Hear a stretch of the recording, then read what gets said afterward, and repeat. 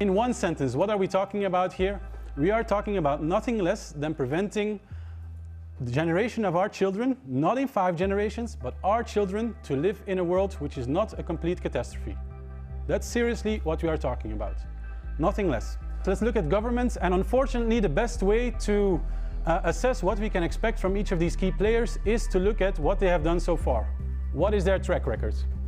So I'll just give a small example from governments. Since 1970, we had about 29 major international conferences on the environment, of which specifically 24 were about climate change.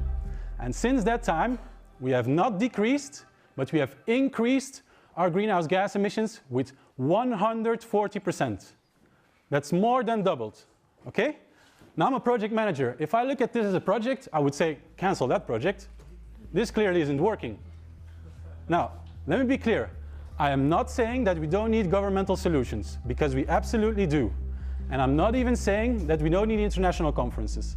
What I'm saying is that if you think that governments will provide the alpha and omega of the solution to climate change, think again. Because they haven't been able to in the past for the last 45 years. They're not doing so right now, unfortunately, and there is no reason whatsoever to believe if we don't change fundamentally our way we approach things, why all of a sudden tomorrow they would be succeeding. So let's look at somebody who's a little bit more important than me. That's the previous president of the United States. I'm not even talking of the current one. The previous president of the United States, he said, climate change is almost perversely designed to be really hard to solve politically.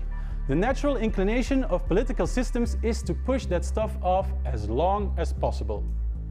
What is he saying here? He's saying that it's bloody difficult for politicians to come up with a solution to climate change.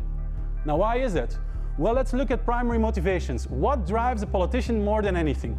A politician needs to get elected and needs to get re-elected. Otherwise, he's out of a business of being a politician. Now, our political election cycles tend to take 2 to 5 years. So that means that they have to come up with solutions in 2 to 5 years, present them to us and say, hey, do you want to re-elect me or not? But of course, climate change is in essence a long-term problem. Things that we do today have an effect in tens of years and even centuries. So you see that there's no match there. What it means is that politicians, they are not rewarded to think this long-term, unfortunately. So they need help.